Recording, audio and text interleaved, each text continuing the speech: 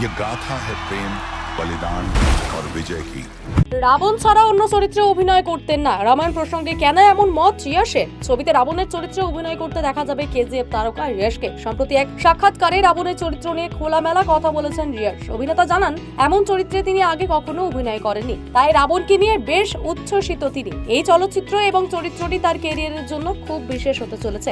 এক সাক্ষাৎকারে যশ বলেন, রাবণের চরিত্রটি তার কাছে খুবই স্পেশাল, অন্য কোনো কারণে সে করেনি। কেউ যদি তাকে রামায়ণে রাবণ ছাড়া অন্য কোনো চরিত্রে অভিনয় করতে বলতো, তিনি তা প্রত্যাখ্যান করতেন। তিনি এই চরিত্রের বিভিন্ন শেড পছন্দ করেছেন। রাবণের চরিত্রে নানাভাবে অভিনয় করা যায়। সম্প্রতি রামায়ণে নিজের অংশের শুটিং শুরু করেছেন যশ। বর্তমানে যশ রাবণের দৃশ্যগুলি শুটিং করেছেন। সানি দেওলও তার অংশের শুটিং শুরু করেছে। বিশেষ করে যশের সঙ্গে তার দৃশ্যগুলি পরিকল্পনা অনুযায়ী শেষ শিডিউলে সমস্ত প্রধান অভিনেতা একসঙ্গে শুটিং করবেন। রামায়ণ চলচ্চিত্রটি দুটি অংশে মুক্তি পাবে। প্রথম অংশটি 2026 সালের দীপাবলিতে এবং দ্বিতীয় অংশটি 2027 সালের দীপাবলিতে মুক্তির পরিকল্পনা রয়েছে।